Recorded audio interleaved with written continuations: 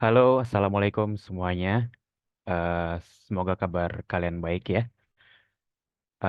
Pada kesempatan hari ini, kami dari kelompok 4 yang berisikan saya, Imam Abrar Atala, kemudian Taufik Hidayatullah, lalu Arianto Bagaskoro Prabowo, dan Vera Angelina akan mempresentasikan tugas besar satu dari mata kuliah Talent Management. Boleh dilanjut slide-nya?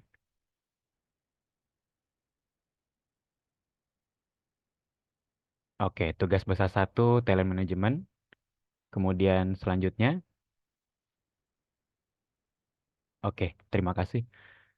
Eh, Pada kesempatan hari ini kita akan membahas 4 pembahasan. Yang pertama yaitu konsep, pengertian, dan manfaat dari manajemen talenta.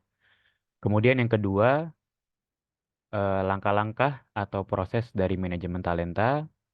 Ketiga, model-model dari manajemen talenta. Dan yang terakhir, keempat, yaitu studi kasus dari manajemen talenta.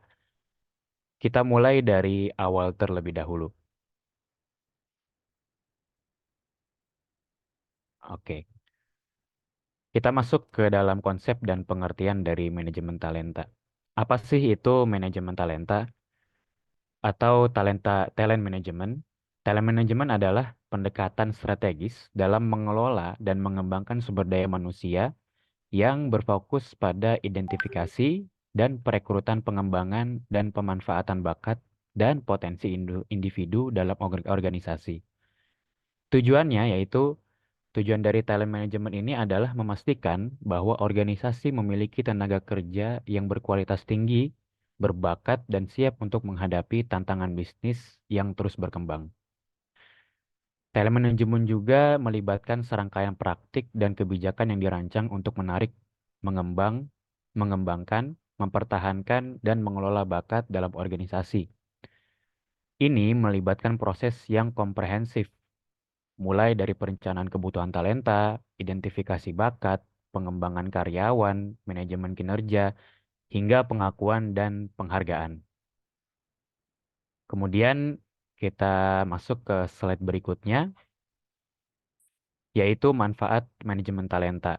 Setelah kita mengetahui konsep dan pengertian dari manajemen talenta, maka kita perlu tahu apa sih isi dari atau apa yang kita dapat setelah kita mempelajari manajemen talenta. Manfaatnya yaitu yang pertama, menarik dan memperoleh bakat terbaik.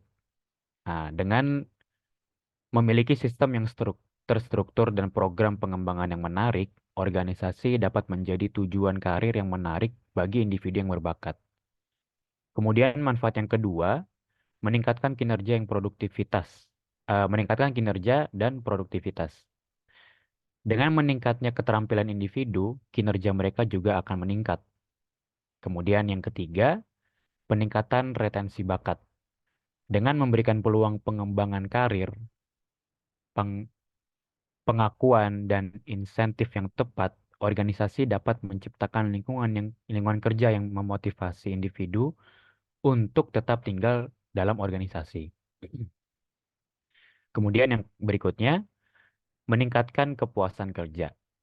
Dengan memberikan peluang pengembangan karir, pengakuan atas prestasi, dan keseimbangan kehidupan kerja yang sehat, individu merasa dihargai dan didukung dengan perjalanan karir mereka. Lalu manfaat yang terakhir adalah meningkatkan inovasi dan kreativitas. Dengan memberikan peluang untuk bereksperimen, mengambil risiko yang terkendali, dan memberikan ruang bagi ide-ide baru, individu merasa didorong untuk berkontribusi dalam inovasi organisasi. Inilah 5 manfaat manajemen talenta yang akan diraih oleh orang-orang yang mempelajari dan telah mengerti apa itu dari manajemen talenta. Kemudian kita masuk ke pembahasan berikutnya, yaitu langkah-langkah atau proses dari manajemen talenta yang akan disampaikan oleh Saudara Bagas. Kepada Saudara Bagas, silakan. Baik, terima kasih Mas Imam. Selanjutnya saya akan menjelaskan proses dari manajemen talenta. Menurut Berger, proses dari manajemen talenta terdapat 4 proses. Yang pertama, inclusion, merupakan keadaan di mana individu merasa sebagai sebagian proses organisasi. Proses yang kedua adalah engagement, merupakan hubungan di mana organisasi dengan karyawan. Pada proses ini, model manajemen talenta adalah memastikan bahwa karyawan antusias dalam mengerjakan pekerjaan mereka dan mengambil langkah positif untuk meningkatkan reputasi organisasi. Proses yang ketiga adalah kompetensis, merupakan memastikan bahwa karyawan memiliki kompetensi yang tepat untuk bekerja dalam organisasi dan memenuhi tujuannya. Nah, proses yang terakhir yaitu retention adalah memastikan bahwa karyawan tetap bertahan di organisasi dan tidak pindah di perusahaan lain. Slide berikutnya yang akan menjelaskan model-model dari manajemen talenta adalah rekan saya, Vera Angelina. Baik, terima kasih Mas Bagas. Berikut kita bahas tentang model-model dari manajemen talenta. Di antara model-modelnya yaitu yang pertama BCG Consulting Model. BCG Consulting mengemukakan bahwa ada 5 elemen penting yang saling terintegrasi dalam people management yang perlu diperhatikan dalam pengaturan talent. Dimulai dari perencanaan karyawan sampai usaha membuat karyawan tetap berkomitmen menjadi bagian dari perusahaan. Kemudian The Talent Powered Organization Model. Model yang dibawakan Accenture menggambarkan keterkaitan konsep manajemen talenta dengan lingkungan kerja sekelilingnya. Bisnis strategis yang dituangkan dalam strategi talent akan menjadi input dalam perputaran siklus karyawan bertalenta. Define, discover, development, dan menghasilkan keluaran kinerja karyawan yang berujung pada hasil bisnis. Selanjutnya, Mas Taufik.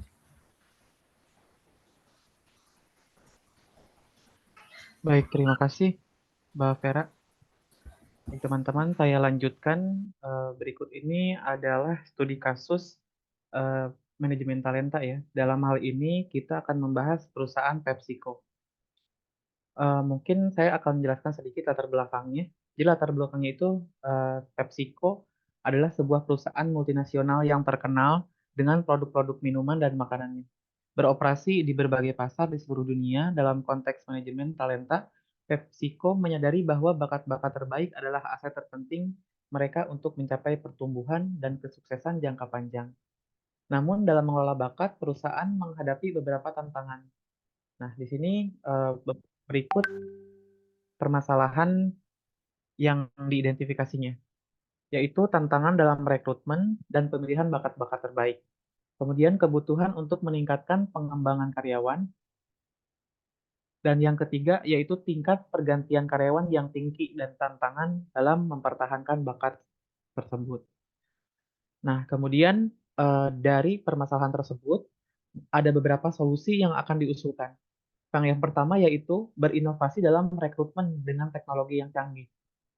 Kemudian yang kedua, melakukan program pelatihan yang lebih terfokus dan disesuaikan sesuai dengan divisi masing-masing. Kemudian perbaikan sistem penghargaan dan pengakuan. Nah, jadi ketika sudah ada masalah seperti kurangnya motivasi, mungkin akan lebih baik untuk dilakukan perbaikan sistem dari penghargaan dan penghargaan atau reward dan lain sebagainya kepada karyawan. Kemudian selanjutnya setelah solusinya dicari yang akan digunakan yaitu proses implementasi dan evaluasi. Nah, yang pertama implementasinya itu ya secara bertahap melalui kolaborasi antar departemen. Jadi tidak hanya dilakukan oleh pihak HRD, namun harus dilakukan oleh semua departemen. Dalam melakukan proses implementasinya harus ada kerjasama yang baik. Selanjutnya, evaluasi efektivitas solusi melalui pengumpulan data dan kinerja karyawan dan umpan balik. Selain melakukan proses evaluasi hasil kinerja karyawan, juga mengevaluasi feedback yang diberikan oleh karyawan dari masing-masing divisi. Seperti itu. Nah, setelah itu baru ke hasil. Nah, di sini hasilnya yaitu peningkatan kualitas rekrutmen dan jumlah karyawan. Kemudian ada peningkatan keterlibatan dan kepuasan karyawan. Kemudian yang ketiga, penurunan tingkat penggantian karyawan dan peningkatan potensi bakat yang dimiliki oleh masing-masing talent. Kemudian yang terakhir yaitu peningkatan kinerja bisnis dan pencapaian tujuan perusahaan.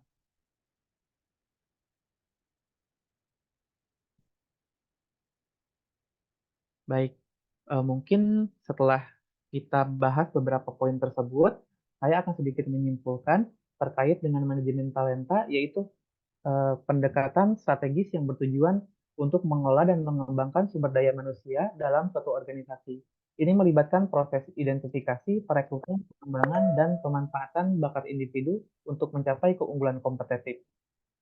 Dan untuk proses implementasinya harus sesuai dengan yang sudah direncanakan, kemudian diimplementasikannya bersamaan. Jadi tidak hanya dari pihak people aja atau pihak HRD, namun melalui semua divisi ikut terlibat dalam uh, pengimplementasiannya.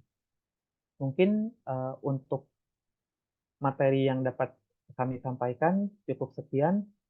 Semoga ilmu yang disampaikan dapat bermanfaat untuk kedepannya.